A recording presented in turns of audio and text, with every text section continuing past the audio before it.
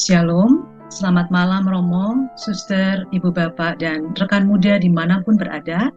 Salam sehat penuh semangat, sukacita, dan damai sejahtera menyertai teman-teman semua.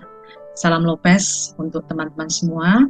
Senang sekali pada malam hari ini, seperti biasanya setiap Selasa, kita bergabung bersama Romo Nano dalam webinar bersama Romo Nano. Dan malam ini kita memasuki perjumpaan yang keenam. Sesi yang keenam, Romo akan menyampaikan tentang persahabatan, tentang pertemanan. Dalam seri Lopez 2 ini, Romo Nano akan mengangkat tema teman dan kelompok sahabat. Baiklah, sebelum kita memulai acara pada malam hari ini, seperti biasa kita akan sampaikan tata tertib dalam webinar. Mohon untuk merinim sesuai nama peserta saat pendaftaran, dan mohon menonaktifkan mikrofon selama sesi berlangsung. Pastikan tidak bocor sehingga acara pada malam hari ini bisa berlangsung dengan fokus. Dan nanti ketika acara Q&A, silakan untuk menyampaikan pertanyaan melalui raise hand atau ke chat ke 00 Q&A. Pertanyaan secara langsung dengan raise hand akan mendapatkan prioritas terlebih dahulu untuk menanyakan. Baiklah teman-teman, kita awali perjumpaan pada malam hari ini dengan doa pembuka. Dalam nama Bapa dan Putra dan Roh Kudus. Amin. Ya Bapa yang Maha Kasih, Engkau menciptakan kami dengan memberi orang tua, sanak saudara, serta para sahabat. Terima kasih dan syukur atas anugerah-Mu itu, terutama karena secara istimewa Engkau telah mengutus Yesus Kristus Putra-Mu untuk hadir, mencintai, menebus, serta tinggal untuk menguduskan kehidupan kami. Melalui Yesus Kristus, kami merasakan dan mengalami kasih-Mu yang tak berbatas. Melalui orang tua dan keluarga, kami menghidupi karya penciptaan dan pemeliharaan-Mu. Melalui para kerabat dan sahabat, Kau ajari untuk menggunakan kebebasan kami dalam mewujudkan komunitas kasih dan persaudaraan.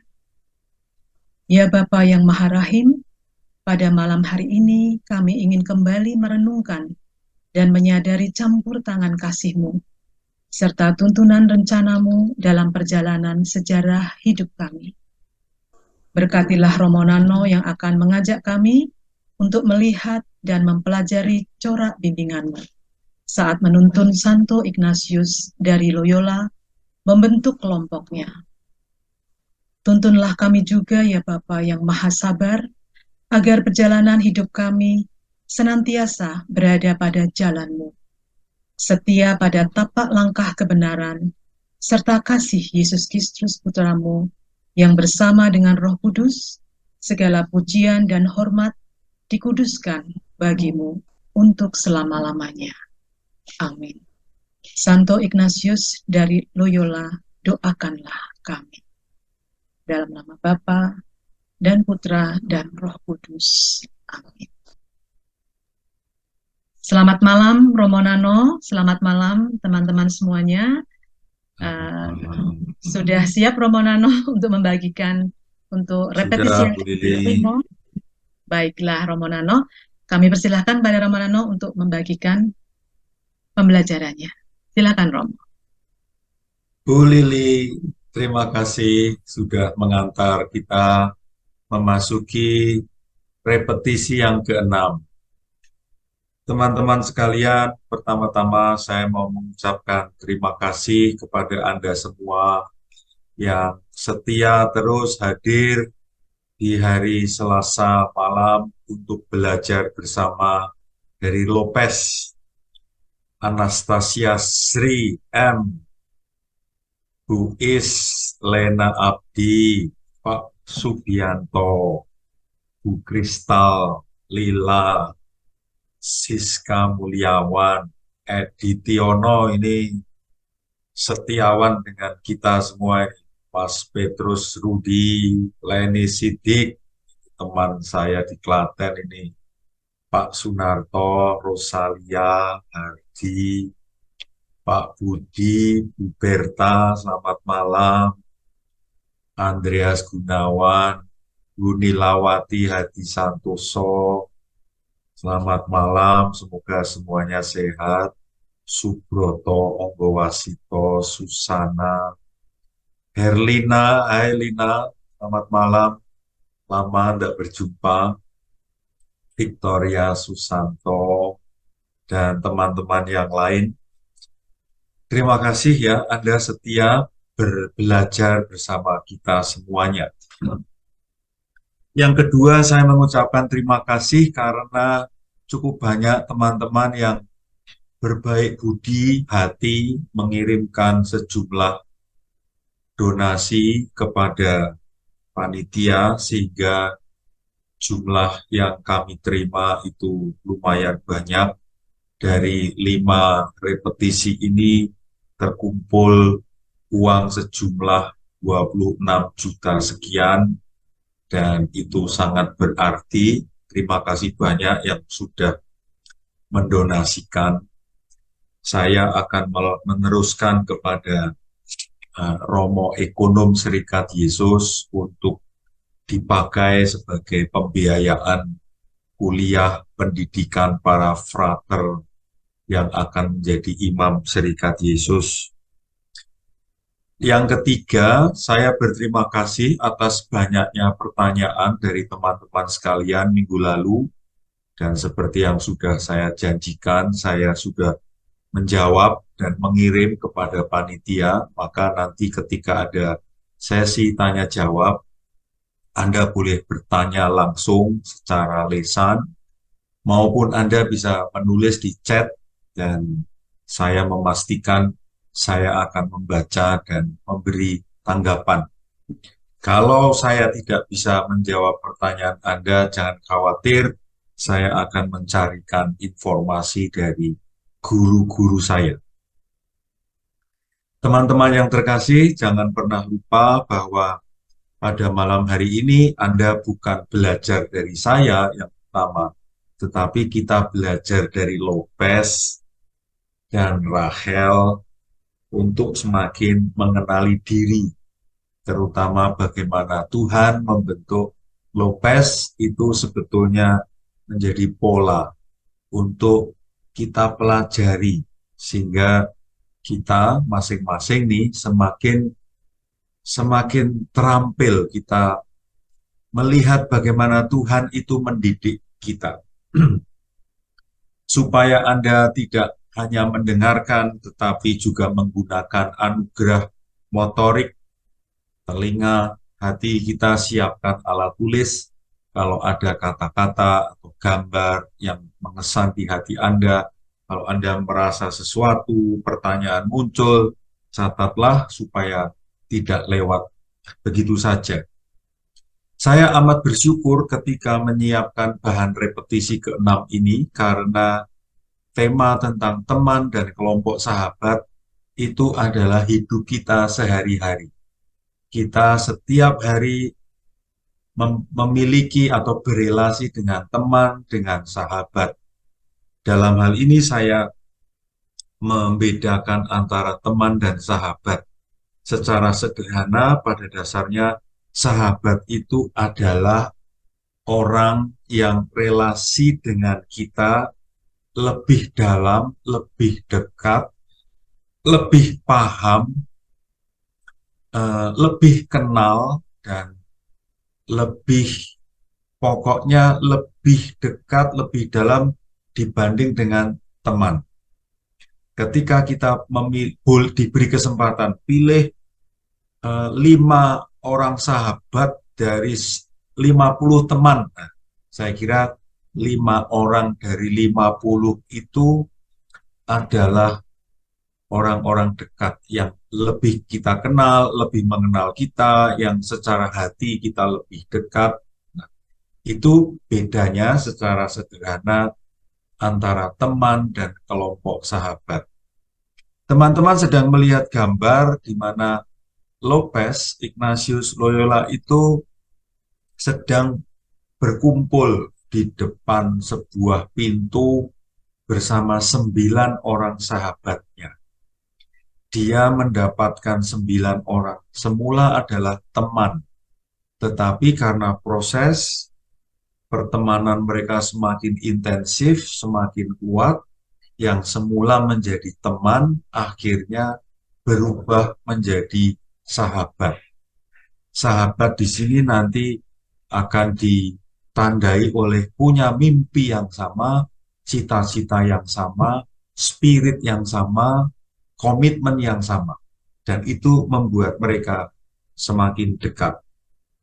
Dalam hal ini saya kagum pada Lopez karena Lopez itu berkembang dari tahap ke tahap. Pada awal mulanya dia tidak bisa berteman. Ada 3 tahap perkembangan seorang Lopez. Dari tahap semula dia hanya sendirian, nanti di tahap ketiga dia menjadi seseorang yang bisa mendapatkan teman, mendampingi teman-teman itu akhirnya menjadi sahabat, dan akhirnya menjadi pemimpin. Nah, ini tahap pertama, teman-teman. Kalau kita pelajari kisah hidup Lopez sejak bab pertama buku Panggil Saja Aku Lopez, ketika dia berada di Loyola, lalu perang di Pamplona, kalah, terkena peluru di sana, lalu dia mulai merubah arah hidupnya dari seorang kesatria di sebelah kiri, ya, gambar paling kiri, seorang kesatria, lalu dia berubah, bertobat, mengambil jalan lain sebagai seorang peziarah. Nah, tetapi sampai di tahap ini, saya sendiri menilai bahwa Lopez itu berpikir bahwa menjadi sempurna itu bisa dia lakukan sendiri. Sekali lagi saya mengatakan, teman-teman, saya ulangi, di tahap pertama ini, Lopez belum butuh teman. Bahkan dia juga belum memperhitungkan Tuhan. Dia ingin menjadi sempurna. Dia ingin menjadi hebat. Kalau yang jadi kesatria, hebat sebagai kesatria. Ketika dia sudah menjadi peziarah, dia ingin hebat sebagai peziarah. Tetapi itu semua masih dia pikirkan sendiri, dia perjuangkan sendiri, tidak butuh teman. Teman-teman, kadang-kadang kita masih di tahap ini. Ada kalanya dalam periode hidup kita itu, kita masih di tahap pertama ini. Semuanya serba mau kita kerjakan sendirian. Nah, karena peristiwa-peristiwa tertentu, maka Lopez itu mulai berkembang. Dan perkembangannya itu terjadi sesudah dia pulang dari Yerusalem itu. Dia kembali ke Spanyol, masuk kota Barcelona, belajar.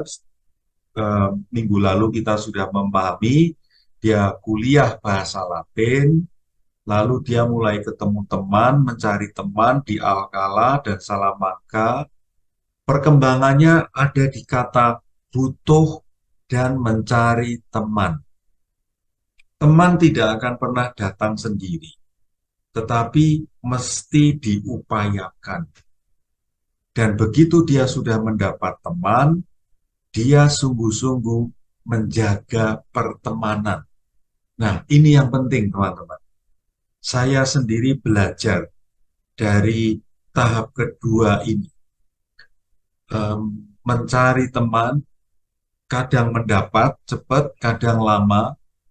Tapi begitu sudah mendapat teman yang baik, saya merasa perlu menjaga pertemanan. Menjaga pertemanan itu kan berarti ya harus menata kata-kata, menata sikap, ya kan, berbagi waktu, kadang berbagi makanan, berbagi kehadiran. Teman saya sedang ada acara apa yang saya memerlukan diri datang, dan ketika saya sedang dalam situasi tertentu juga teman itu datang, itu pertanda pertemanan mulai berjalan. Tetapi tahap kedua ini belumlah akhir, karena ternyata Lopez masih berkembang di tahap yang ketiga. Di tahap yang ketiga ini, teman-teman yang sudah dia dapatkan itu dia ajak, tidak dipaksa. Dia ajak membangun sebuah komunitas. Bahkan nanti lebih resmi, lebih formal, lebih terorganisasi, yaitu membentuk Ordo Serikat Yesus. Nah, itu teman-teman, tahap perkembangan Lopez dari tahap 1, tahap 2, tahap 3. Saya mengajak Anda,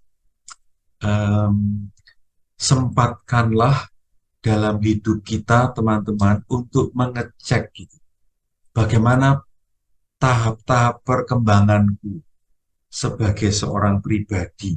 Apakah saya menjadi orang yang punya banyak teman, banyak sahabat, dan apakah saya mampu untuk mengembangkan pertemanan itu menjadi lebih serius, menjadi sebuah komunitas gitu.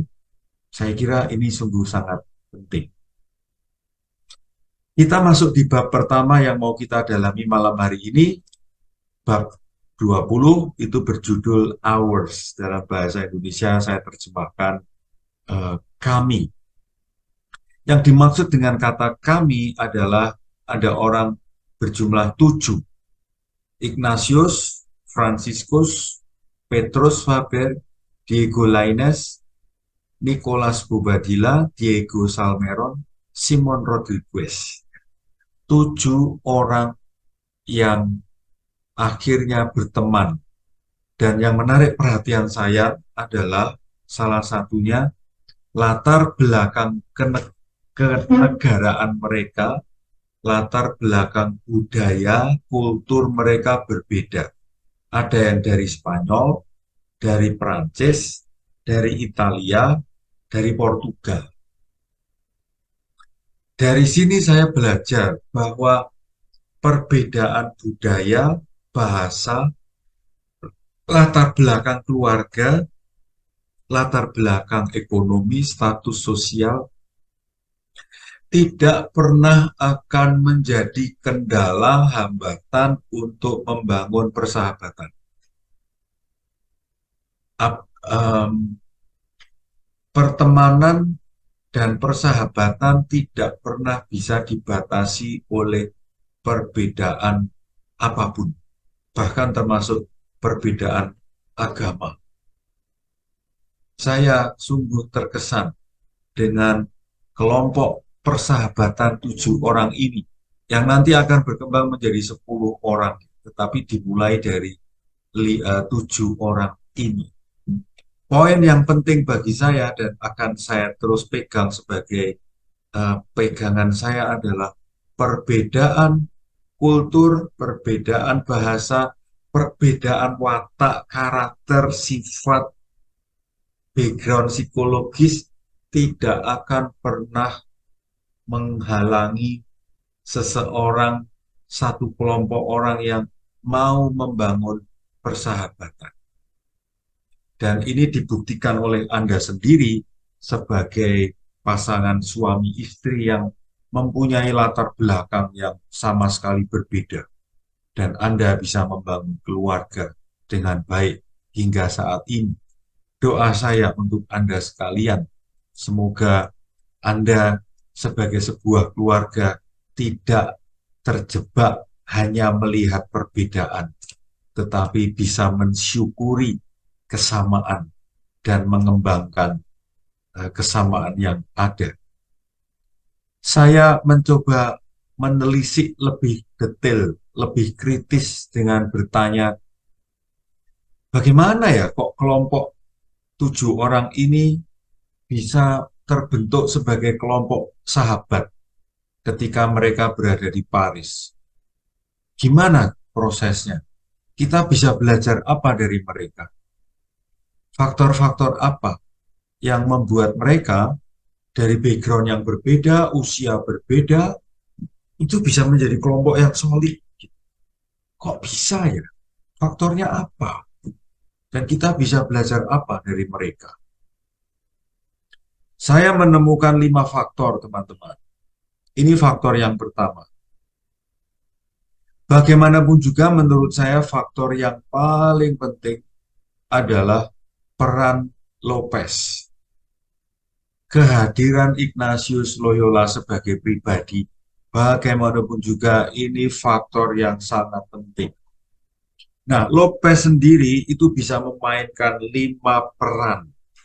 Peran yang pertama, dia seorang leader. Dan ternyata leadership-nya Lopez itu sudah ada sejak mudanya. Teman-teman sedang melihat gambar di sebelah kiri, itu waktu peperangan di Benteng Pamplona. Lopez tampil sebagai leader yang bisa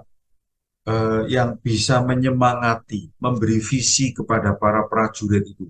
Jangan ngalah, kita lawan pasukan Prancis. Dan betul, pasukan itu mau melawan pasukan Prancis meskipun pasukannya Lopez itu kira-kira jumlahnya hanya 300 atau 400. Sedangkan Prancis pasukannya ribuan. Maka kalau saya ditanya, apa yang membuat seseorang itu pantas disebut leader, pemimpin? Menurut saya pribadi, seorang leader adalah orang yang punya visi, orang yang punya arah, dan leader selain punya visi, punya arah, dia bisa meyakinkan orang yang dia pimpin untuk mengakui bahwa visi ini benar dan layak diperjuangkan.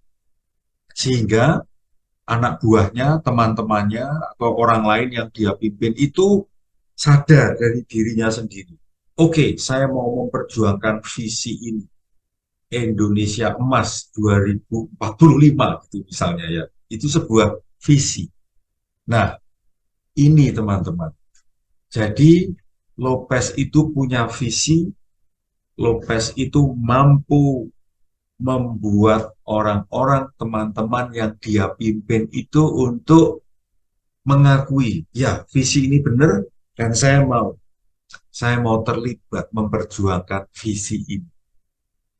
Kelebihan dari seorang leader yang punya visi adalah ketika leader ini mati, ketika leader ini sudah tidak ada, orang-orang yang dipimpin ini tidak kehilangan visi. Jadi sebetulnya pemimpin yang baik itu membuat orang-orang yang dia pimpin sebetulnya bukan dipimpin oleh orang, tetapi dipimpin oleh visi. Peran kedua sebagai pembimbing rohani. Ketika Lopez sudah berada di Paris kuliah, teman-teman sekarang sedang melihat gambar yang ada di tengah itu, Lopez sedang membimbing Franciscus Saverius. Dan akhirnya semula Lopez itu mendekati Franciscus Saverius sebagai teman karena mereka berasal dari daerah yang sama, tidak jauh tempat asal mereka itu di Spanyol sana. Mendekati sebagai teman. Dan terus berkembang akhirnya menjadi sahabat. Dan begitu persahabatan sudah terbentuk, masuklah Lopez sebagai pembimbing rohani. Nah, Lopez membimbing Franciscus Saverius menjalani latihan rohani sehingga Lopez akhirnya bisa membantu Franciscus Saverius diubah oleh latihan rohani. Nah, ketika pertemanan sudah berkembang menjadi persahabatan dan akhirnya mereka setuju sepakat, mari kelompok yang sudah kita buat ini kita kembangkan. Jangan sampai berhenti hanya sebagai kelompok persahabatan saja. Lalu Lopez merancang konsep Serikat Yesus. Dan akhirnya teman-temannya, sahabat-sahabatnya setuju, dan akhirnya lahirlah kelompok Serikat Yesus. Nah, yang mengkonsep Serikat Yesus adalah Ignatius Loyola, Lopez dalam hal ini. Teman-teman, inilah peran seorang Lopez. 5 perannya.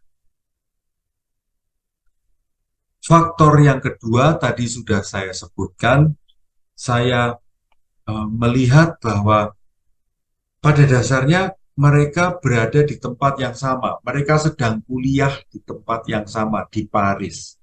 Sebagaimana kita pernah alami ya, mungkin pada waktu kuliah, atau sekarang ini kita sedang mengikuti kegiatan yang sama, misalnya di antara kita nih yang hadir di sini ya, kita teman-teman yang hadir di Kinasih Resort waktu itu, kita pernah 2 hari 1 malam kan, itu kan ada ikatan emosional, kita dekat ya kan.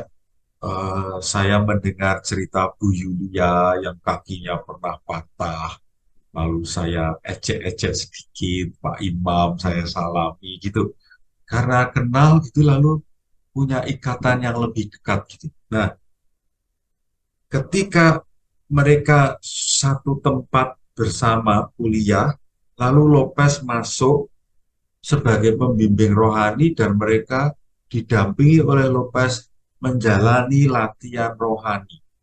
Nah, latihan rohani sudah saya jelaskan di repetisi yang lalu ya kan. Itu kan sebuah proses pengolahan diri dari tahap ke tahap. Itu membentuk. Kalau istilah saya, latihan rohani itu membuat mereka akhirnya punya spirit yang sama. Dan terutama spiritnya adalah relasi personal masing-masing orang dengan Tuhan.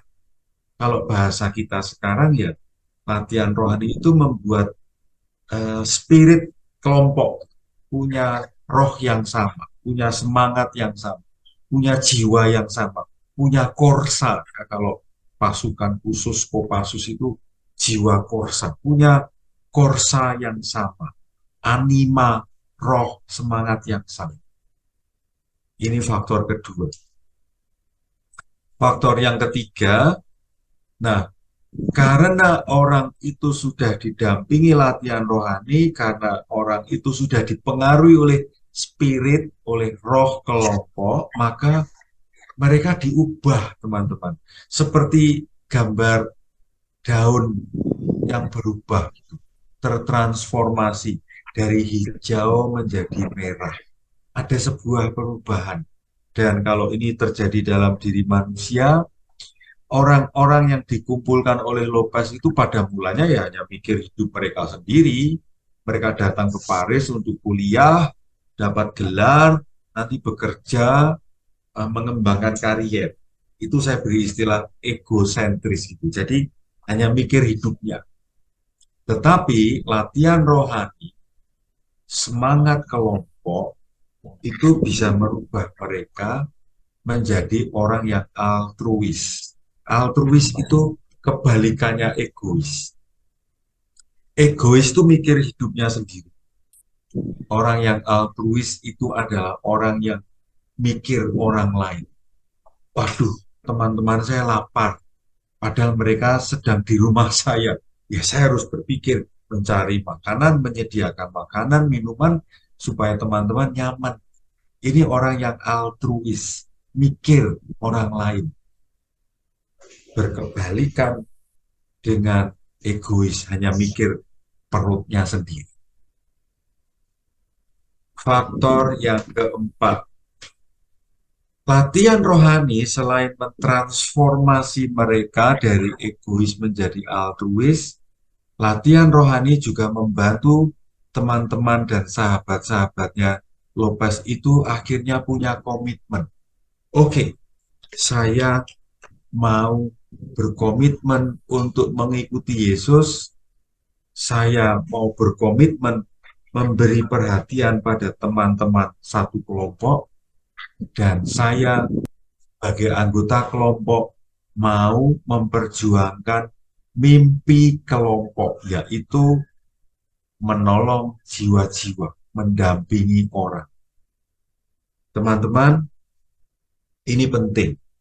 Setiap anggota kelompok ini punya komitmen, bukan untuk diri sendiri, tapi ikut Yesus, saling memperhatikan antar mereka, dan mau memperjuangkan mimpi yang disepakati bersama.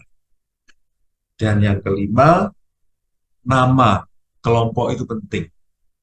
Mereka akhirnya memilih nama sahabat-sahabat Yesus. Nah, sebagaimana kelompok kita, kalau saya percaya, saya yakin teman-teman pasti ikut minimal satu kelompok, minimal satu komunitas. Bagi saya, nama komunitas itu penting, karena nama itu bisa menjadi arah, nama itu bisa menjadi identitas, nama itu bisa menjadi penyemangat. Saya anggota kelompok sahabat-sahabat Yesus, maka ya saya akan berupaya ngomong, mikir, bersikap, bertindak, berkegiatan ya seperti halnya nama itu sebagai sahabat Yesus. Oke, teman-teman, itu 5 faktor yang saya simpul dalam slide ini. Jadi yang pertama menurut saya adalah yang paling utama sebetulnya adalah spirit kelompok, yaitu latihan rohani. Latihan rohani itu bisa membuat orang menjadi tertransformasi. Latihan rohani itu membuat orang menjadi punya komitmen.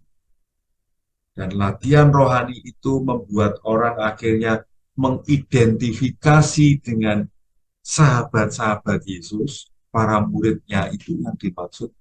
Dan keempat unsur itu makin dilengkapi karena ada pembimbing, ada leader yang punya visi, yang bisa berperan sebagai teman, sahabat, konseptor. Ini 5. Itu penjelasannya, maka saya mau mengajak teman-teman setelah belajar dari Lopez dan Rahel, mari kita melihat aku. Maka pertanyaan pertama yang saya tawarkan untuk Anda cek ya dalam hidup Anda, teman-teman. Ini konteksnya adalah komunitas yang Anda ikuti atau dan keluarga. Ya, menurut saya Anda sebagai bapak, ibu, suami, istri, ada mungkin yang sudah sampai tahap kakek, nenek. Saya mau mengajak Anda, saya mau menantang Anda, teman-teman. Sebagai keluarga atau sebagai komunitas, Anda punya spiritualitas seperti apa? Keluarga Anda harus punya spiritualitas.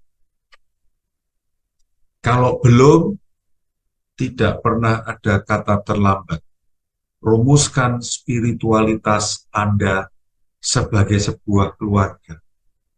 Misalnya, sebuah contoh spiritualitas keluarga, misalnya adalah setiap pribadi di dalam keluarga amat sangat berharga. Nah, spiritualitas yang mengatakan setiap pribadi berharga, artinya semua yang ada di dalam keluarga ya harus menghargai setiap orang ini.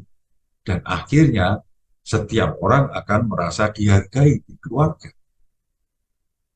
Silahkan Anda merumuskan, atau mungkin sudah ada, hanya belum dirumuskan secara jelas. Pertanyaan yang kedua, di bagian siapa? Siapa leader yang punya visi di komunitasmu, di keluargamu? Siapa pembimbingnya? Siapa yang bisa mengkonsep? Kalau tidak ada konsep tentang keluarga, tidak ada konsep kelompok ini mau apa, mau kemana, saya yakin kelompok juga tidak akan berkembang. Sebagaimana keluarga kalau tidak ada kejelasan kita, keluarga kita ini mau kita bangun seperti apa, ya tidak akan berkembang, kan? Bagaimana mengupayakan transformasi, perubahan dalam diri masing-masing anggota keluarga, anggota komunitas. Bagaimana mengupayakan itu?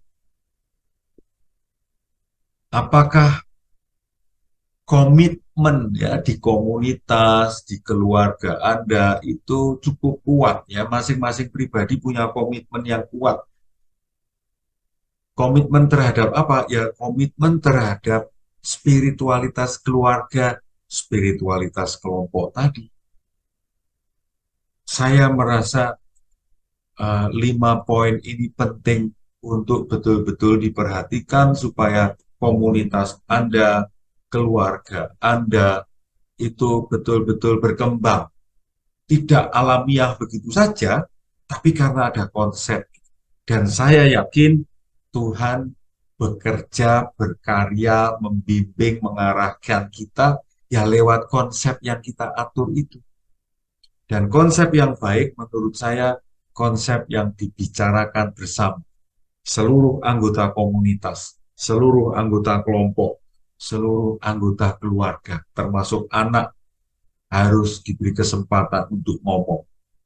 Tidak ada kata terlambat untuk memulai mengkonsep keluarga kita, mau kita bentuk menjadi seperti apa. Teman-teman, ini pertanyaan yang saya usulkan untuk kita perhatikan bersama. Silakan Anda cermati lagi pertanyaan ini. Anda bisa memotret, Anda bisa screenshot, Anda bisa menulis untuk kita coba kita pikir-pikirkan sambil kita mendengarkan lagu supaya kita lebih fokus.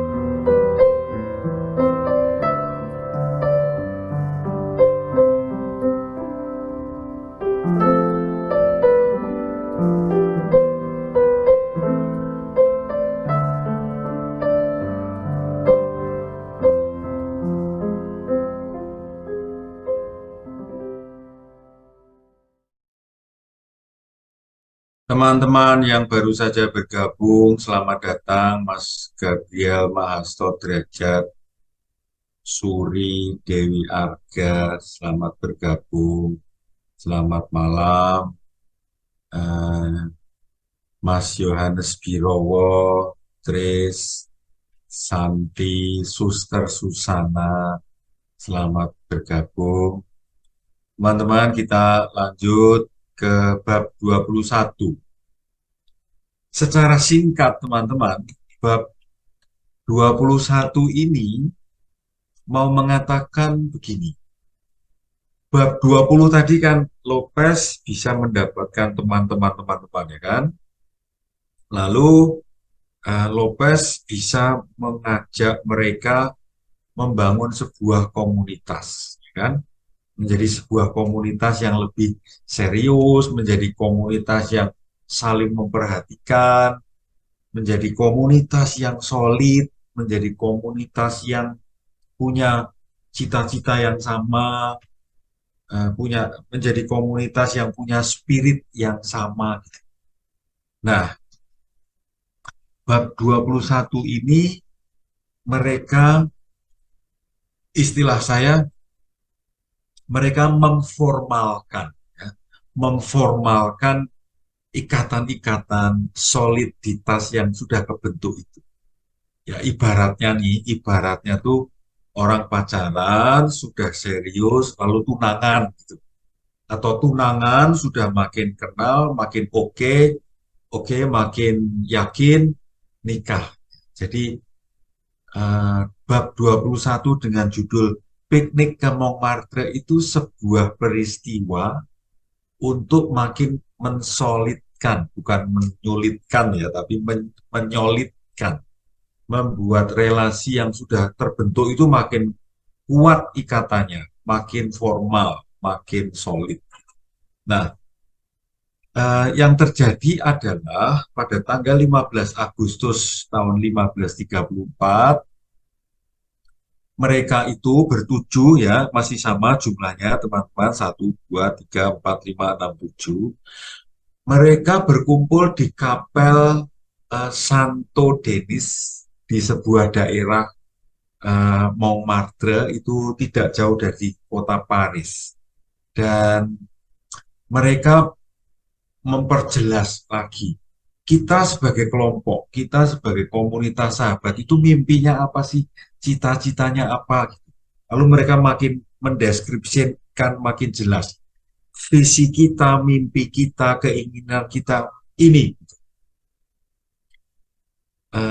Ini mimpi mereka. Ya, mimpi pergi ke tanah suci, tinggal di sana, membantu jiwa-jiwa di tanah di mana Tuhan Yesus Kristus secara historis pernah berada di sana. Teman-teman sedang melihat peta itu dari Paris, Anda sudah melihat ya, titik merah di Paris itu mereka akan pergi ke Holy Land, ke tanah suci itu. Mereka akan tinggal di sana. Itu mimpi mereka. Dan mimpi ini disepakati dan nanti diperjuangkan bersama. Kembali ke pertanyaan refleksi tadi, teman-teman. Menurut saya, betapa pentingnya peran mimpi untuk sebuah kelompok. Mimpi itu visi, mimpi itu arah. Maka betapa pentingnya ada visi, mimpi, cita-cita dari keluarga Anda, ya, keluarga, suami, istri, anak-anak itu. Harus menurut saya ya, harus pernah duduk bersama dan merumuskan. Kita nih sebagai keluarga kita punya mimpi apa nih? Nanti kalau anak-anak sudah menikah, punya anak gitu, mau diperjuangkan seperti apa? Saya kira ini penting untuk diperhatikan. Lalu mereka juga makin yakin, makin solid, kita sebagai sebuah komunitas mau mendedikasikan diri untuk pihak luar. Jadi bukan untuk urusan kepentingan ke dalam, tapi untuk keluar, melayani Allah, merawat orang sakit, dan ini nanti dipraktekkan. Berjalan dan menemani orang muda, dan dalam semangat kemiskinan. Kata penting adalah mendedikasikan diri. Jadi pergi ke Yerusalem, tinggal di sana, mendedikasikan diri mereka untuk Tuhan lewat pelayanan pada sesama. Dan kesepakatan mereka itu, mimpi mereka itu menjadi sebuah kaul, bahwa saya Ignatius Loyola, saya Franciscus Xaverius, saya Petrus Faber, saya ingin memperjuangkan mimpi ini. Saya mau berkomitmen untuk saling memperhatikan.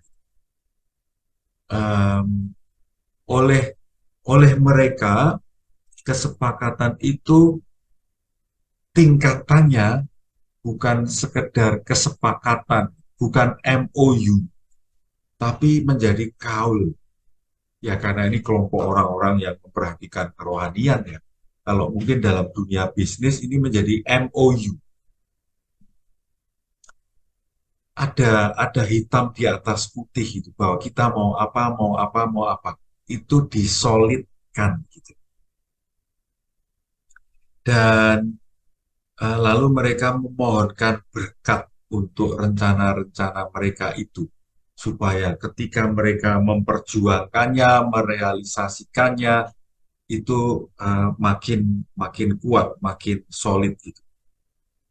Oke, teman-teman, itu plan A.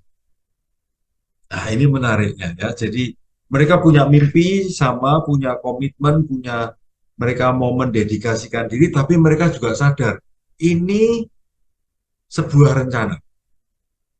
Kalau rencana ini gagal, mereka siap dengan plan B. Menurut saya ya, gila ya, zaman itu nih, tahun 1500-an tuh. Mereka sudah punya manajemen yang modern ya, plan A, plan B. Dan plan B-nya apa? Bila rencana-rencana mereka yang mereka gaulkan itu nggak bisa direalisasikan, mereka mau menyerahkan diri pada Paus di Roma dan menyerahkan diri pada Paus dan siap diutus kemanapun. Karena mereka meyakini Paus itu pimpinan gereja wakil Kristus. Sama-sama mengabdi Kristus. Kalau ke Yerusalem itu langsung, tapi kalau ke Yerusalem itu tidak bisa, mereka menyerahkan pada wakil Kristus itu di kota Roma. Dan kepada wakil Kristus ini, Ignatius, Lopez, dan teman-temannya itu mau setia, taat, mengabdi total. Sama dengan plan A, hanya arahnya yang berbeda. Nah ini teman-teman, ini ungkapan yang sangat terkenal bagaimana sikap Lopez dan teman-temannya kepada pimpinan gereja. Kalau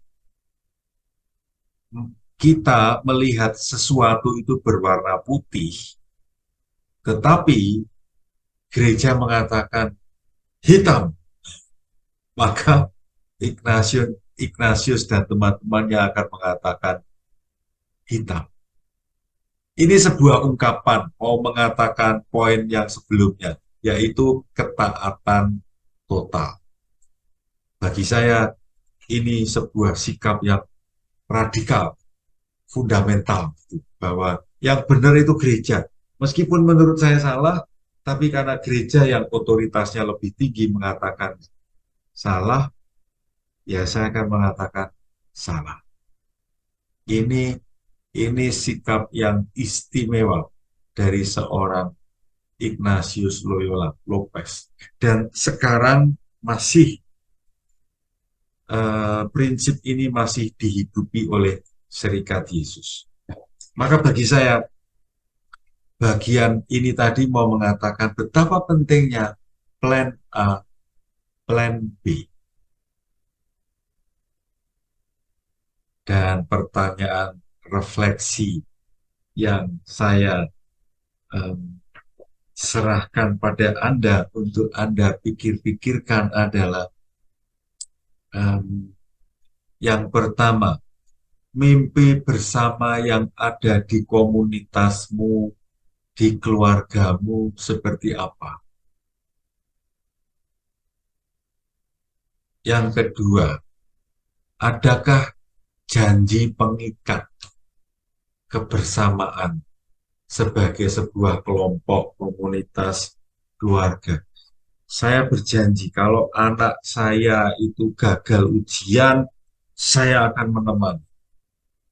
Saya berjanji kalau ayah saya sakit, saya akan merawatnya. Saya berjanji kalau salah satu dari anggota keluarga ada yang jatuh karena kesalahan, karena kedosaan, saya tidak akan menghakimi, tapi saya akan menemani. Ya, janji. Kalau ada janji-janji seperti itu, saya kok merasa komunitas kita akan solid. Apakah anggota-anggota komunitas kita dedikatif? Apakah keluargamu, kelompokmu, komunitasmu solid atau enggak? Kalau tidak solid, mengapa? Kalau solid, apa yang membuat mereka solid? Kalau komunitas di mana kamu terlibat sulit, mengapa menjadi sulit? Dan Anda mau melakukan apa ketika mengalami kesulitan seperti itu? Pertanyaan terakhir, ini belajar dari Lopez yang ternyata nanti plan A gagal. Plan rencana pertama itu tidak direstui Tuhan. Nanti plan B yang malah direstui Tuhan. Maka pertanyaan yang berwarna merah ini menjadi penting, teman-teman. Apakah kita, kamu, saya siap melepas rencana yang terbukti, sebetulnya terbukti memang sudah tidak layak direalisasi. Meskipun bagus, siap melepas. Dan apakah saya mau memperjuangkan rencana pihak lain yang otoritasnya lebih tinggi atau pasangan hidup saya, atau mungkin malah anak-anak saya. Pertanyaan-pertanyaan ini penting untuk membangun keluarga, membangun komunitas kita.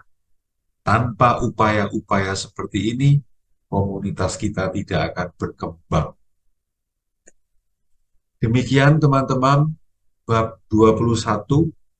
Mari kita mencoba mencermati jawaban dari pertanyaan-pertanyaan tadi.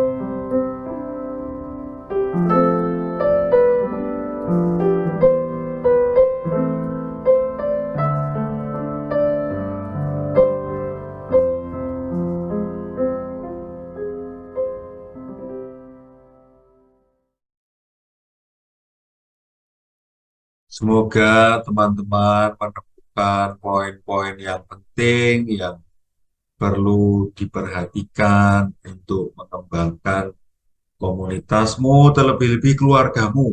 Itu sangat penting. Eh,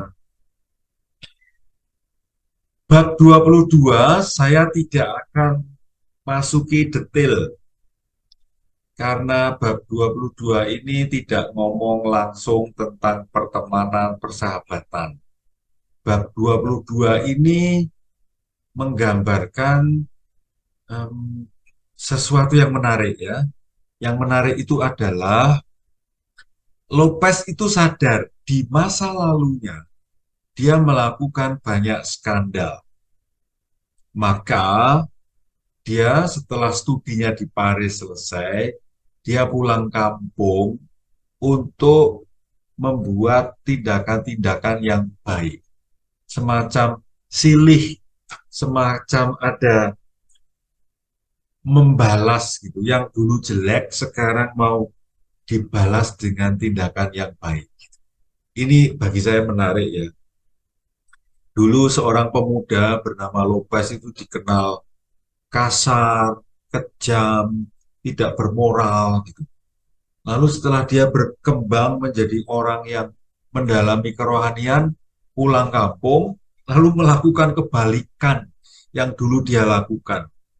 Di kepulangan ini dia mengajar agama, menyembuhkan orang sakit, membimbing rohani orang-orang, mengajar anak-anak kecil agama kayak Pia itu ya. Nah, ini bab 22. Hanya saya singgung secara singkat saja. Lalu bab 23, setelah dia selesai urusan perbaikan citra diri di kampung halamannya selesai, terus dia menuju ke Venesia. Jadi teman-temannya masih di Paris menyelesaikan studi. Terus Lopez sudah selesai studinya, pulang kampung, sudah selesai, terus dia menuju meeting point. Meeting point antara dia dan teman-temannya itu ada di kota Venesia. Mengapa Venesia? Karena mereka mau ke Yerusalem. Dan pelabuhan yang paling dekat adalah Venesia.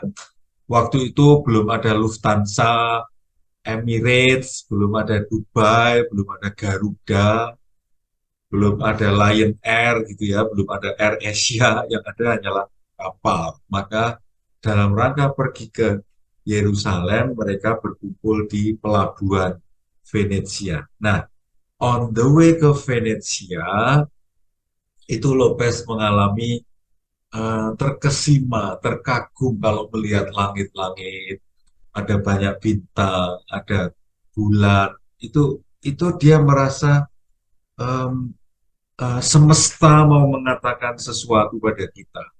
Nah, bagi saya pelajaran paling penting adalah bagaimana saya bisa mendengarkan bimbingan semesta ini. Bagaimana saya, Lopez itu meyakini bahwa Allah semesta ini ngomong kepada kita, berkomunikasi sebetulnya. Nah, em, semesta itu menyampaikan sesuatu pada kita.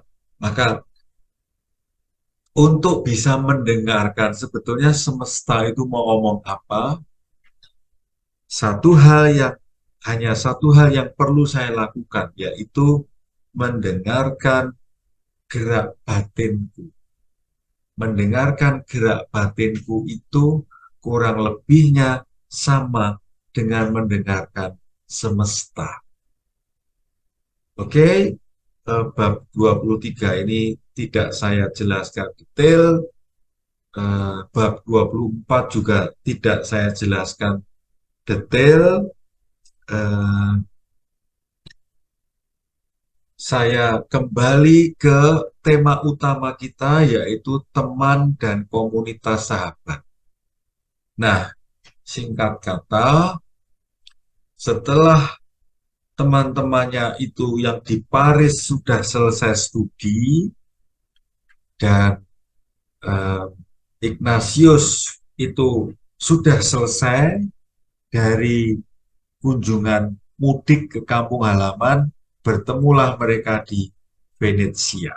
Oke, nah mereka sudah ketemu di Venesia, lalu dalam rangka menunggu kapal, kemudian em, komunitas sahabat ini pergi terpisah-pisah untuk melakukan pelayanan. Ada yang merawat orang sakit, berkhotbah, mengajar, dan seterusnya. Dan akhirnya mereka di bab 25 ini ada dua cerita yang menarik. Cerita yang pertama, Ignatius dan teman-temannya ditahbiskan menjadi imam. Yang kedua, nanti peristiwa di kapel kecil Las Torta. Kapel Las Torta itu ada di balik gambar Tuhan Yesus itu, dan Las Torta itu tidak jauh dari kota Roma. Anda lihat di atas kepala saya ini ada tulisan Roma, ya. Jadi lokasinya antara Venesia menuju Roma. Kita masuki bagian yang pertama. Sebelum ke Yerusalem, sambil menunggu kapal, teman-teman dan Lopez sudah berkumpul, dan maka mereka ditahbiskan jadi romo. Mereka memilih tahbisan tanggal 24 Juni tahun 1537. Yang ditahbiskan Ignatius, Diego Lainez, Nicolas Bobadilla, Francisco Saverius, Jean Couture, Simon Rodriguez. Ada 6 yang ditahbiskan. Maka lalu pertanyaannya, mengapa Lopez dan kawan-kawannya? Ini pertanyaan penting, teman-teman. Semoga teman-teman tidak kesulitan memahami ini. Mengapa Lopez dan kawan-kawannya menyerahkan diri untuk ditahbiskan menjadi imam di gereja Katolik yang meskipun, teman-teman ingat kan, Lopez pernah dipenjara, geraknya dibatasi, disidang, dilarang ini dan itu. Ingat kan cerita-cerita itu? Ini pertanyaan ini penting, menarik, dan kritis sebetulnya. Mengapa Lopez mau ditahbiskan menjadi imam di gereja Katolik?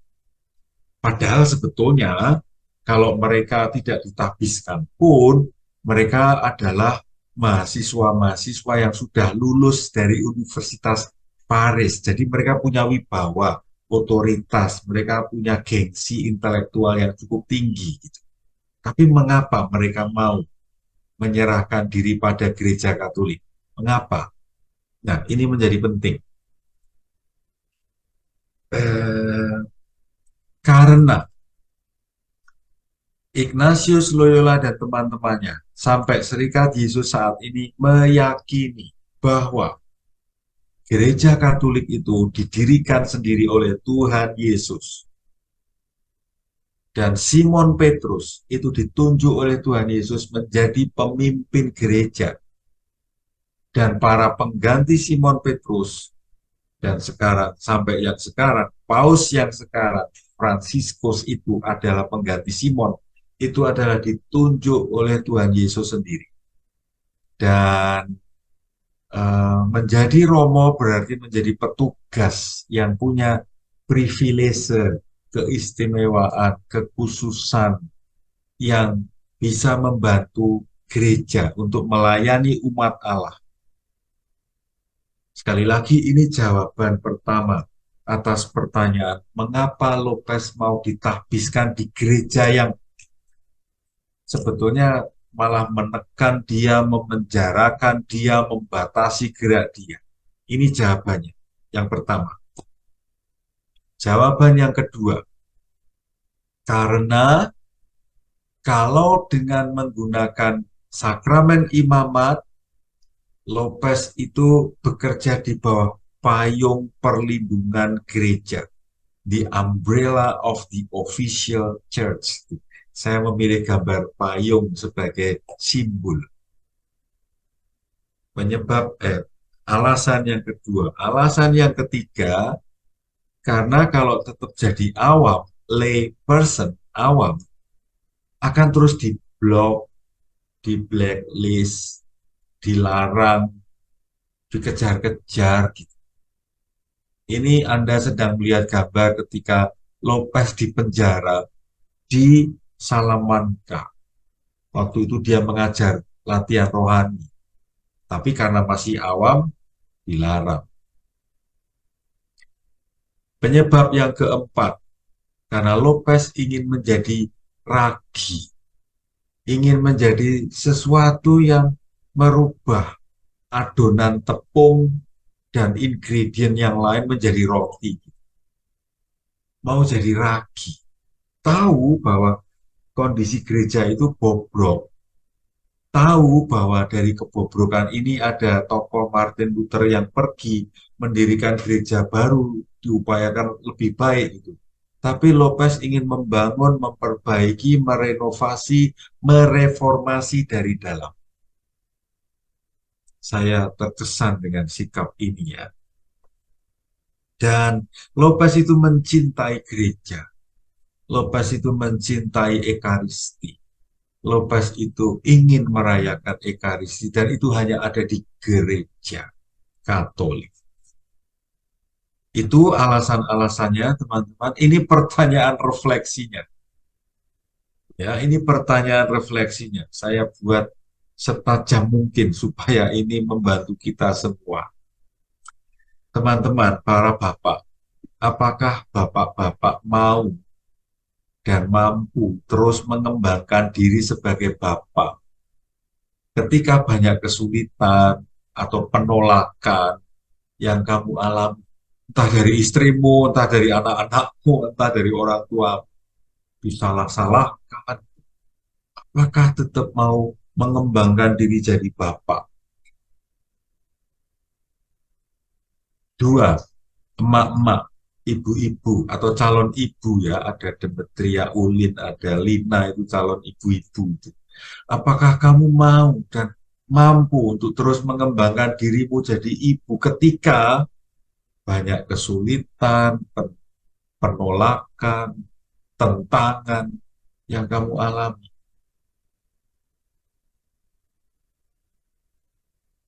Pertanyaan ketiga, apakah kamu mau dan mampu terus mengembangkan diri sebagai suami dan istri ketika banyak kesulitan dan penolakan yang kamu alami?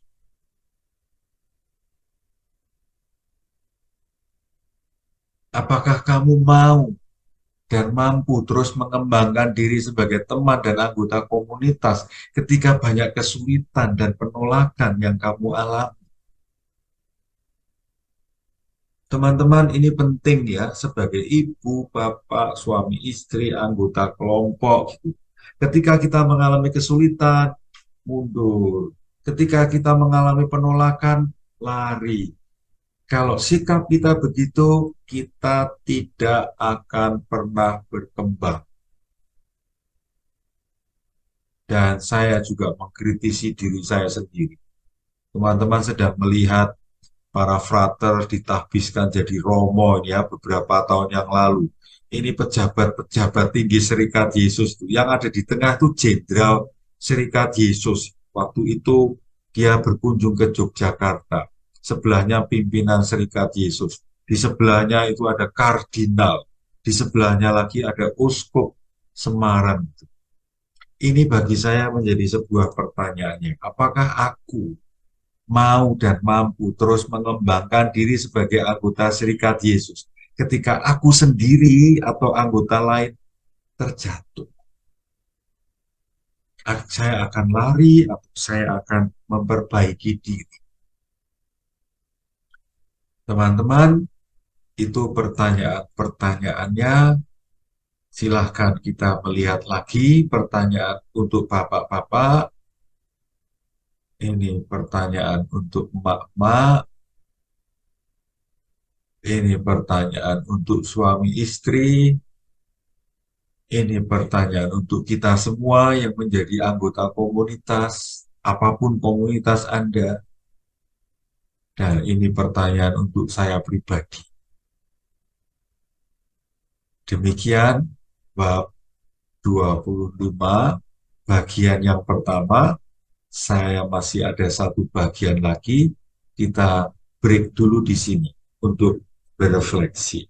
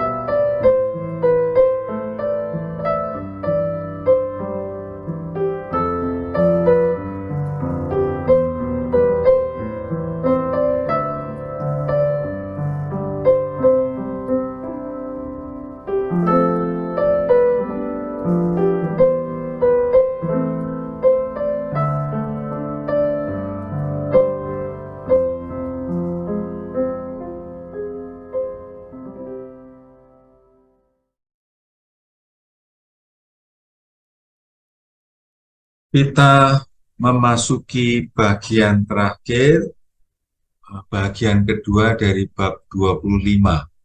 Teman-teman, ini juga menarik. Dan ini yang seringkali disebut peristiwa Las Torta. Las Torta adalah sebuah nama kapel yang terletak tidak jauh dari kota Roma. Nah, peristiwa di Las Torta ini mau menggambarkan, ini pernah kita pelajari bersama beberapa waktu yang lalu, beberapa kali. Kita mengalami di satu sisi, kita itu punya keyakinan, keinginan, keputusan, rencana, dengan pertimbangan-pertimbangan yang sangat matang. Kita yakin.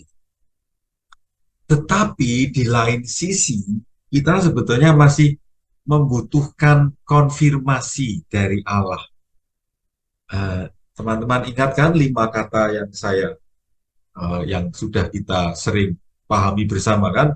Diskresi, eleksi, aksi, konfirmasi, dan berefleksi. Nah, ini cerita sebetulnya tentang poin yang keempat. Apakah yang kuputuskan itu mendapat konfirmasi dari Tuhan atau tidak? Dalam peristiwa ini konkretnya adalah apakah rencana pergi ke Yerusalem itu dikonfirmasi oleh Allah atau tidak? Ya, pertanyaannya itu. Dengan kata lain, kalau kita suatu ketika sudah punya rencana yang matang gitu, saya mengusulkan mulai saat ini kita perlu bertanya pada Tuhan. Tuhan, apakah Engkau mengkonfirmasi rencana-rencana kami ini? Nah, Mari lalu kita mencoba mencari konfirmasi-konfirmasi itu. Ini situasi hati dan pikiran Lopez ya. Dalam hatinya, Lopez itu, saya ingin melakukan kehendak Tuhan. Tidak mau mengikuti dorongan keinginan pribadinya. Tetapi karena dia sudah punya rencana yang bagus sekali, punya keinginan yang sudah matang sekali, dipikirkan, dimintakan berkat, sudah didukung oleh semua teman. Rasanya tuh kalau ini tidak terrealisasi tuh gimana gitu. Tapi tetap Lopez mencoba mencari gitu, apakah Tuhan menghendaki. Nah, di momen itu Lopez memutuskan untuk oke, saya akan sendirian, saya akan berdiskresi, dan saya ingin memohon pada Tuhan, Tuhan memberi konfirmasi. Maka dia mohon mohon bantuan, mohon rahmat dari Tuhan. Dan yang dia mohonkan adalah Tuhan, bagi saya yang menarik rumusan doanya itu teman. Rumusannya itu bukan Tuhan berkati rencana kami ke Yerusalem. Bukan. Yang dia mohonkan adalah Tuhan tempatkan saya itu di dekat di samping putra. Apakah itu nanti eh, apakah saya nanti dalam rangka ditempatkan di samping putra itu di Yerusalem atau di tempat lain, itu sudah nomor dua. Tapi yang utama adalah tempatkan saya di samping putra. Teman-teman, betapa pentingnya ya merumuskan yang kita mohon. Lopez tidak mohon, tidak memaksa Tuhan memberkati yang dia inginkan. Dia lepas bebas. Dan dia mohon, pokoknya saya dekat dengan putra. Dan akhirnya peristiwa ini terjadi. Kita sedang melihat sebuah gambar ya. Ini gambar yang ada tadi semua itu berbicara tentang peristiwa di Kapel Lastorta, teman-teman. Kita melihat Lopez, dua temannya di belakang itu ya, ada di bagian belakang sana ada dua orang. Eh, di sini juga terlihat itu ya, di belakang itu ada orang. Terus ini juga ada, di belakangnya ada dua orang. Itu dua orang temannya yang berjalan bersama dia. Kalau tidak salah namanya Petrus Faber dan Diego Lainez. Ya. Jadi Lopez bertiga, lalu teman-temannya dengan kelompok-kelompok yang lain. Nah, teman-temannya tentu tidak melihat gambar yang ada itu. Lopez pun tidak melihat gambar Tuhan nampak gitu. Tapi dalam benaknya, dalam hatinya, dalam imajinasinya itu em, dia mengatakan ungkapannya sih kayak bombastis, lebay-lebay gimana gitu ya. Tapi ini yang dia alami gitu. Dia merasa seperti, coba bayangkan, gempa bumi di dalam dirinya. I feel like an earthquake gitu. Teman-teman ingat gempa ya, beberapa waktu yang lalu kita ngalami beberapa kali gempa. Gempa. Tetapi lalu dia menjadi tahu, paham. Bahkan seolah-olah secara fisik saya melihat dan mendengar Allah Bapa sungguh-sungguh menempatkanku di samping putra. Artinya apa? Permohonannya dikabulkan. Dan em, kemudian lalu dia menjadi jelas gitu. Dia merasa yakin, dia merasa oke, tidak ada keraguan lagi. Sepertinya bahkan sepertinya itu Tuhan Yesus ngomong langsung ke Lopez itu. Aku ingin kamu ke Roma, bukan Yerusalem. Ini kejelasan. Keraguannya hilang. Kengebetannya ya, ngebet banget pengen ke Yerusalem hilang. dan dia yakin dia ke Roma. Dan hasilnya adalah saya tahu ini semua dari Allah, saya percaya Allah menghendaki saya ke Roma, yakin, tidak ada keraguan lagi. Nah, peristiwa ini mau mengatakan apa, teman? Peristiwa ini mau mengatakan konfirmasi dari Allah. Dari 5 kata itu, kata keempat itu ya, konfirmasi. Saya kira ini penting untuk kita. Saya berharap teman-teman paham teorinya. Tinggal silahkan Anda praktekkan atau Anda cari. Saya yakin di antara teman-teman ada yang pernah mengalami konfirmasi-konfirmasi dari Allah.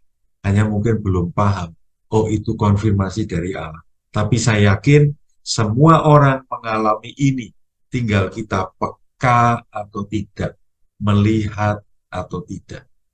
Semoga dengan pelajaran ini kita mulai mau mencoba mencari konfirmasi dari Allah atas rencana, keinginan, mimpi yang mau saya perjuangkan.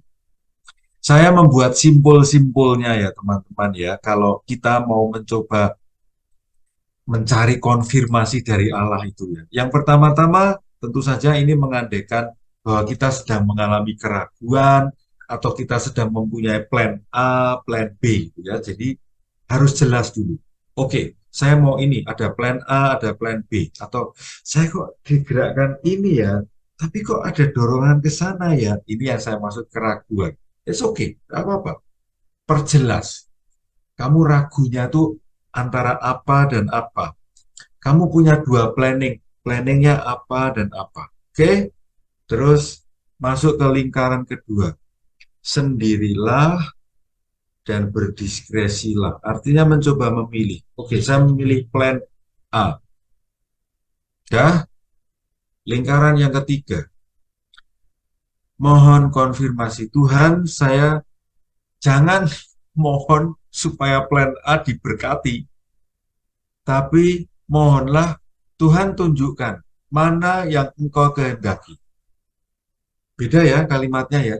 Kalimat pertama, Tuhan mohon berkati rencana ini. Kalau mengikuti contoh Ignatius, bukan itu ungkapan doanya. Tapi Tuhan, saya ingin mengabdimu, tunjukkan cara mana yang engkau kehendaki. Nah, lingkaran keempat, teman-teman, muncullah konfirmasi dari Allah. Konfirmasi dari Allah itu kalau kita cermati tadi pengalaman Ignatius, pengalaman Lopez itu secara fisik kita terdampak atau fisik kita itu dipengaruhi juga oleh konfirmasi dari Allah. Kedua, hati tentu saja. Aku kok mantep ya, aku kok tenang ya, aku kok bersemangat ya. Dan yang ketiga, konfirmasi itu membuat saya yakin, saya yakin. Nah, ketika kita sudah mengalami konfirmasi dari Allah, teman-teman, mari kita beraksi, mari kita melakukan itu sepenuhnya, total. Catatan paling penting, kalau salah gimana Romo? Tidak apa-apa. Karena begitu kita salah, Tuhan akan menunjukkan petunjuknya lagi. Salah lagi, tidak apa-apa. Tuhan akan ngasih konfirmasi lagi. Jadi bagi saya, poin penting dari bagian ini adalah jangan pernah berhenti untuk mencari konfirmasi dari Allah. Dan alangkah baiknya kalau kita tidak hanya Tuhan berkati rencana saya, tidak hanya memohon itu saja, tetapi juga memohon Tuhan tunjukkan yang engkau kehendaki, supaya aku makin total melaksanakannya.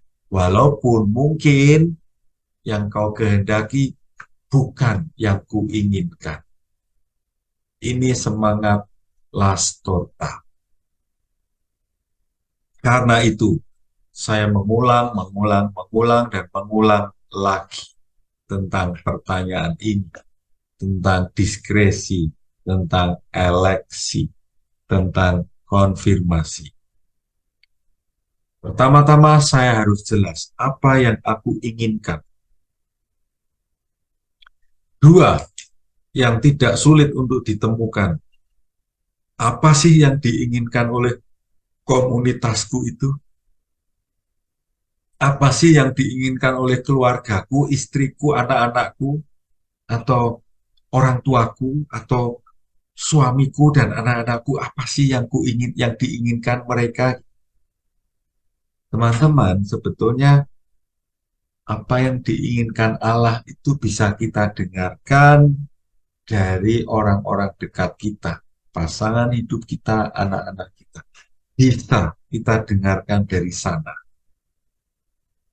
Dan tentu saja harus sering bertanya pada Tuhan, Tuhan, apa yang ingin, apa yang kau inginkan untuk kulakukan?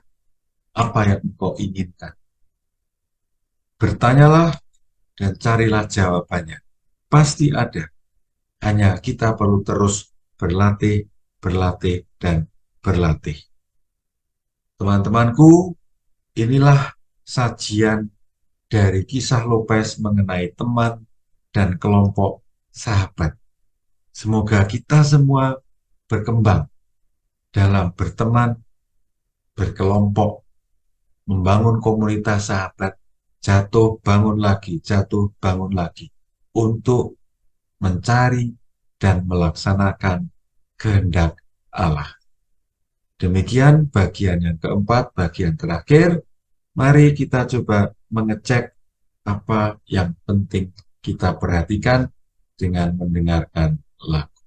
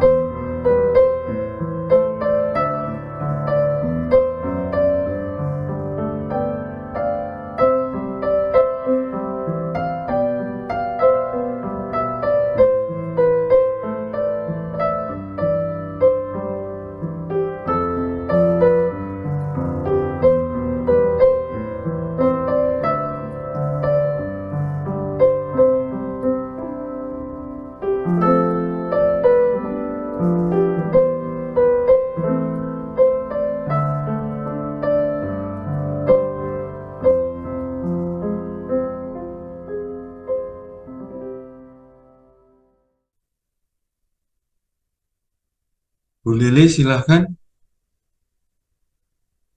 Baik, Romo. Terima kasih, Romo Nano, yang seperti biasanya selalu mencerahkan ya, Mo. Dan apa yang disampaikan Romo Nano tadi keren banget. Kita semua telah belajar dari Lopez bagaimana membangun pertemanan dan berkembang menjadi kelompok sahabat yang solid, mempunyai spirit kelompok yaitu latihan rohani, mempunyai visi, yang pada akhirnya juga membentuk Ordo Religius yaitu Serikat Yesus. Dan Romo Nano, seorang Yesuit, tentu saja menjadi bagian dari Serikat Yesus, bentukan dari Ignatius Loyola. Prinsip-prinsip dan konsep yang disampaikan Romo Nano mengenai pertemanan dan persahabatan, keren Romo, ternyata bisa diaplikasikan juga untuk keluarga. Itu ya Mo ya. Dan Ya, semoga teman-teman juga mendapatkan dan mempunyai poin-poin penting yang akan bermanfaat untuk komunitas, juga untuk keluarga teman-teman masing-masing. Jadi jangan berhenti pada inspirasi saja, mari kita aplikasikan bersama. Boleh kita kasih reaction ke Romo Nano, boleh kita kasih hati. Yes. Baik Romo, sekarang kita melanjutkan ke sesi Q&A. Silahkan teman-teman yang akan menanyakan, boleh raise hand atau menuliskan di 00 Q&A, nanti Romo juga akan menanggapi. Silahkan bisa menanggapi, menanyakan sesuatu. Kalau tidak ada yang bertanya, boleh saya yang nanya aja ya Mo ya. saya pikir kalau tidak ada yang bertanya kita tutup. Sebelum Romo yang nanya, saya tanya Romo aja. Silakan Bu Lili. Romo, ternyata pertemanan dan persahabatan itu menjadi sangat penting dalam hidup. Gitu ya Mo ya. Ternyata ya, Ternyata. Dan pertemanan dan persahabatan itu bisa melahirkan satu karya yang luar biasa dari seorang Lopez. betul. Nah, bagaimana mau supaya kita bisa menghidupkan terus, kita tuh bisa punya semangat untuk membangun itu, Mo. Hmm.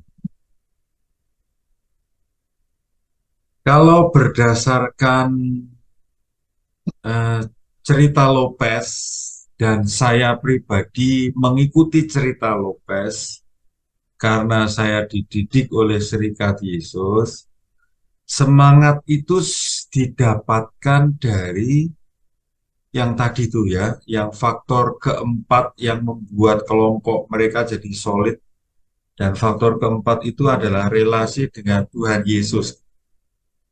Saya menemukan ketika saya mempunyai pengalaman yang dekat dengan Tuhan Yesus, itu saya merasa kayak eh, saya diajak, saya dipengaruhi oleh Dia. Jadi karena saya dekat dengan Dia dan saya mau ikut Dia, ya saya kebawa oleh Dia. Dan Dia, Yesus itu kan orang yang kita sudah belajar dari Simon Petrus itu kan Bu Lili, dia Ya. menyembuhkan orang sakit, menyembuhkan orang sakit, dia mengajar, dia mengusir setan dari orang-orang, dia mengajarkan jalan-jalan kehidupan yang baik itu, dan dia terus berkeliling gitu, melakukan kebaikan, melakukan kebaikan, melakukan kebaikan itu. Dan sampai bahkan sampai titik darah penghabisan dia. Dia hidup untuk melakukan kebaikan sampai matinya. Dan kematiannya membuat dia bangkit dan kebangkitannya itu kebaikan yang paling tinggi. Dari situ, Bu Lili, saya itu merumuskan begini. Kalau saya mau jadi bersemangat terus melakukan kebaikan, saya harus nempel pada orang yang semangat kebaikannya tuh jauh lebih besar dari saya. Saya nempel pada orang itu supaya saya ketularan jadi baik juga. Tapi juga sama kan sebetulnya prinsip ini. Kalau yang saya tempeli itu adalah orang yang jahat, ya saya akan jadi orang jahat. Kalau yang saya tempel itu adalah orang yang prinsipnya adalah having fun, ya saya akan kebawa karena energi dia lebih besar. Jadi saya menawarkan kepada Bu Lili, jawaban saya adalah atas pertanyaan Bu Lili tadi, gimana caranya menjaga semangat itu? Jawaban saya adalah saya akan nempel terus pada pribadi-pribadi yang energi untuk melakukan kebaikan itu besar. Supaya saya kan bully orang Jawa ya. Saya akan menggunakan kata supaya saya keselomot. Keselomot itu artinya saya terbakar. Saya terbakar oleh orang yang energi pelayanannya itu besar dan keren. I want to be with him. Saya ingin bersama kelompok yang lebih besar, yang melakukan kebaikan dengan energi yang besar. Itu yang saya lakukan, Bu Lili. Itu yang saya sarankan. Itu yang saya promosikan kepada teman-teman sekalian. Mari beradalah sedekat mungkin dengan kelompok, dengan orang, dengan pribadi yang semangat untuk pelayanannya itu gede. Kalau kita jauh dari orang-orang macam itu, kita mudah terbelokkan untuk urusan-urusan lain kembali ke ego kita lagi. Egois mikir diri kita sendiri lagi. Kalau kita sudah ketarik ke situ, ya sudah, kita tidak akan punya daftar tindakan-tindakan kebaikan yang kita lakukan. Yang ada adalah aku, dan aku lagi. Begitu Bu Lili, itu yang saya pegang. Terima kasih Romo Nano. Jadi saya harus menempel pada pribadi yang energi pelayanannya besar, yang Yo, energi untuk melakukan kebaikannya juga besar, gede gitu ya. betul. Oke, masih belum ada pertanyaan di ruang chat. Saya coba cek mau. Mari kita cek ini. Saya tidak tahu, tidak pada Oh, bertanya. ada yang bertanya. Nah, ada, silakan. Ah, Silakan Ibu Gabriela. Oh, anak ada di OMK nih Moni. siapa? Enggak. Gabriela. Ini Bu Guru Kolese Gonzaga ini. Selamat malam, Pater, dan selamat malam Halo Bapak Ibu. Bu Kristal. Iya, Malam Bu Triska. Pater, Silakan. terima kasih. Apa ya, saya diingatkan melalui pertemuan malam hari ini bahwa rumusan doa saya, rumusan doa komunitas-komunitas yang saya ikuti, sepertinya masih banyak lebih minta memberkati rencana gitu ya, memberkati rencana bukan untuk mengkonfirmasi rencana. Em, Saya ingin tanya tentang soal konfirmasi rencana ini ya Pak Tri, ya, dengan Allah. Ya, Kalau itu untuk rencana kita pribadi tentu lebih mudah ya Pak Tri, ya. Tapi bagaimana kalau ini rencana ini adalah rencana komunitas gitu ya, yang tentunya membutuhkan kesatuan hati gitu ya untuk konfirmasi dengan Allah. Apakah dimungkinkan itu hanya dilakukan oleh pimpinan saja kalau seandainya secara komunitas susah begitu? Nah ini bagaimana Pak Ter? Terima kasih. wah ini eh Bu Lili, ini Ya, bukan OMK, ini Bu Guru ini, Wakil awet Kepala muda. Sekolah. Awet muda Bu Krista. Bu Kristal, ini eh, pengakuannya baik ya, bahwa selama ini berdoanya lebih banyak memaksa Tuhan memberkati rencana kita. Saya sendiri diingatkan oleh kalimat saya sendiri itu bahwa kalau saya berdoa itu ya oke, mohon berkat atas rencana kita, ya nggak apa-apa, nggak salah. Tapi mesti ditambahi kalimat yang paling penting, kehendakmu ya Tuhan tunjukkan, dan kami dengan ikhlas jiwa besar mau melakukan itu. Nah, kalau saya sendiri mencoba mencari kehendak Tuhan itu harus sabar, apalagi bersama banyak orang dalam kelompok. Harus lebih sabar. Saya teringat pepatah ini, kalau kamu mau berjalan cepat, jalanlah sendiri. Tapi kalau kamu mau berjalan jauh, berjalanlah bersama orang. Dengan berjalan bersama orang itu kamu bisa berjalan lebih jauh karena ada teman. Nah, kalau kita sudah berjalan bersama teman, kita harus berdialog, mendengarkan. Pada dasarnya kalau walaupun kita harus berdialog dengan banyak orang, tetap bisa dilakukan kok. Serikat Yesus itu bagi saya sebuah contoh bahwa ini kelompok yang universal kan, mendunia. Bisa kok mengambil keputusan bersama setelah mendengar dari banyak pihak gitu, mengerucut gitu. Bisa, asal sabar dan ada metodenya.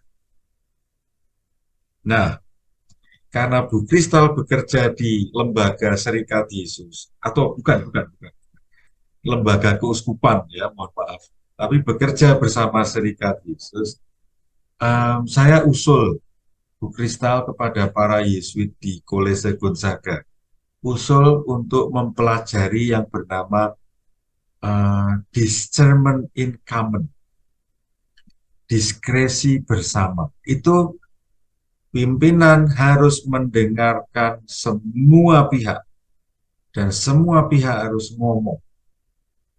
Kuncinya di situ, semua pihak harus ngomong dan pimpinan harus mendengarkan. Bahwa pimpinan nanti yang mengambil keputusan iya, tapi dia harus mendengarkan semua pihak. Dan pimpinan serta semua sebelum usul harus berdoa dulu, bersih hatinya, berpikir jernih, dan mengusulkan. Ya, syarat ini penting, Bu Kristal. Menjernihkan diri dulu dari vested, interested, agenda-agenda sendiri gitu ya. Harus lepas bebas juga. Yang penting bagi kebaikan kolese. Oke, ini tanpa mencari keuntungan pribadi. Saya mau mengusulkan ini. Dan tidak ada agenda pribadi ya. Sungguh-sungguh tujuannya adalah kebaikan kolese.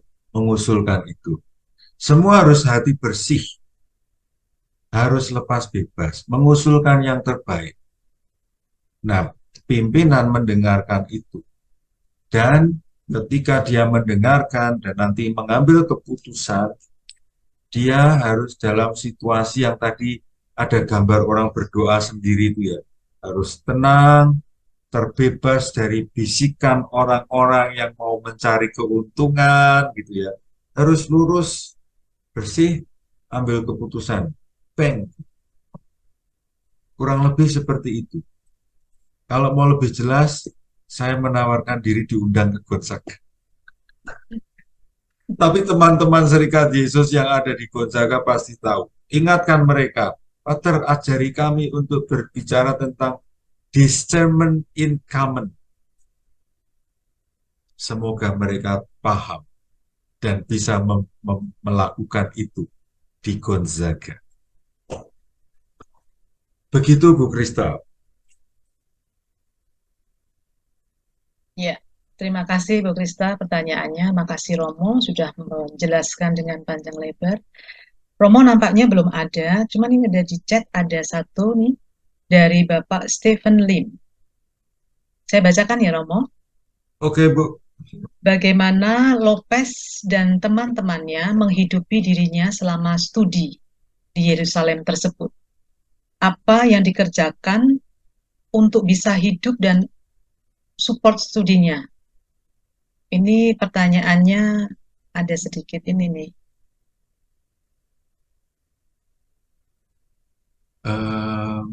Studi di Yerusalem. Iya. Oke, tentang menghidupi. Yang pernah kita pelajari bersama di webinar sebelumnya, Lopez mencari donasi, ingat kan? Jadi dari donasi itu untuk membayar sekolah, membayar asrama, dan tentu juga makan. Jadi kata kunci pertama donasi. Kata kunci yang kedua adalah mereka sadar, mereka memilih prinsip kemiskinan. Jadi ya tidak berlebihan. Jadi bahkan malah banyak puasa mati raganya. Dan Sehingga sebetulnya tidak ada problem dalam hal menghidupi diri karena ada donasi dan mereka memilih hidup sederhana bahkan cenderung miskin. Kurang lebih itu ya. Baik, Romo. Terima kasih, Romo. Romo, tidak ada pertanyaan lagi. It's okay Bu Lili, nggak apa-apa. Kalau tidak ada pertanyaan, mungkin bisa kita akhiri ya, Romo ya, perjumpaan malam Bisa, ini. bisa, bisa. Tapi Romo boleh membagikan closing statement. Baik. Teman-teman, closing statement saya tidak tentang Ignatius, tetapi yang mau saya sampaikan berasal dari yang kita pelajari dari Lopez, yaitu tentang komunitas sahabat. Saya ingin mengingatkan Anda semua, bapak-bapak, ibu-ibu, suami-suami, istri-istri. Keluarga yang Anda bangun perlu diupayakan sedemikian rupa sehingga menjadi sebuah komunitas sahabat. Relasi suami istri, bapak anak, ibu anak, antar anak, bagaimana caranya? Perlu diupayakan bergerak menjadi sebuah komunitas sahabat. Apa ciri khas komunitas sahabat? Ada 3. 1. Anggota keluarga semakin terampil berbicara dari hati ke hati. Yang satu ngomong, yang satu mendengarkan. Yang sudah ngomong, diam dan mendengarkan, dan memberi kesempatan pada yang tadi mendengarkan untuk omong sesuai dengan hatinya. Relasi personal dari hati ke hati. Kalau antar anak tidak bisa ngomong dari hati ke hati, pasti something wrong. Kalau suami dan istri tidak bisa ngomong dari hati ke hati, pasti something wrong. Ciri kedua komunitas sahabat adalah punya cita-cita yang sama. Bapak, ibu, anak. Cita-citanya apa? Ya rumuskan. Misalnya sebuah keluarga belum punya rumah. Layak kok punya rumah sendiri itu dicita-citakan. Ya semua harus bergerak memperjuangkan itu. Kalau anak-anak masih kecil ya, anak-anak dukunganmu adalah belajar yang benar. Jangan macam-macam. Jangan sampai tidak naik kelas karena itu pemborosan finansial. Bapak silakan bekerja mencari uang dengan halal. Ibu menata uang dengan baik. Layak ya. Cita-cita yang sama. Apakah cita-cita boleh berubah? Ya boleh. Yang penting dirumuskan bersama, diperjuangkan bersama. Masing-masing punya dedikasi, ambil peran di dalamnya. Yang ketiga, ada kebiasaan berdiskresi bersama. Menurut Bapak bagaimana? Menurut Ibu bagaimana? Menurut anak-anak bagaimana? Ini sudah saatnya kita beli rumah baru? Belum, Pak. Ini si anak kedua masih butuh uang kuliah banyak sekali. Ya oke. Yang penting kuliah terpenuhi dulu. Diskresi. Siapa yang harus mengambil keputusan? Kepala keluarga?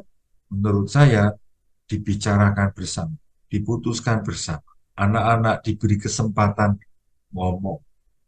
Setiap anak yang mengalami kebiasaan-kebiasaan yang baik di rumahnya, dia akan melakukan itu ketika dia nanti sudah jadi orang tua. Sekali lagi, closing statement saya ulang. Keluarga yang baik akan tumbuh dari tahap ke tahap menjadi komunitas sahabat. Dan komunitas sahabat itu diwarnai oleh 3 hal. Terbentuk kebiasaan dialog dari hati ke hati. 2, punya cita-cita yang sama. Dan yang ketiga, punya kebiasaan berdiskresi bersama. Insya Allah, keluarga yang hadir di sini bisa berkembang dari tahap ke tahap. Tidak cukup mohon rahmat supaya diberi 3 rahmat itu. Harus dicoba. Dan ini gunanya belajar dari Lopez. Tidak hanya di sini, tapi dipraktekkan di keluarga. Insya Allah juga di komunitasmu. Saya yakin dengan itu maka semangat Lopez mentransformasi diri, mentransformasi keluarga, mentransformasi komunitas. Salam Lopez, salam Rahel untuk mengembangkan diri sendiri. On and on and on. Terima kasih banyak teman-teman yang setia belajar dari Lopez. Thank you. Pak Terima Imam. kasih. Keren-keren Romo, closing statement-nya keren sekali Romo. Keren banget ya. Sekali lagi Romo, kami mengucapkan terima kasih ya Romo. Romo selalu semangat dan setia meluangkan waktunya untuk kita semua. Dan terima kasih juga untuk teman-teman semua yang terus antusias untuk mengikuti webinar bersama Romo Nano. Dan seperti biasa, sebelum kita mengakhiri, saya akan membagikan informasi. Yang pertama, perihal persembahan kasih. Ucapkan terima kasih untuk teman-teman yang sudah memberikan kebaikan. Dan kami masih membuka kembali persembahan kasih. Silakan dicatat nomor rekeningnya di BCA 604-453-5887.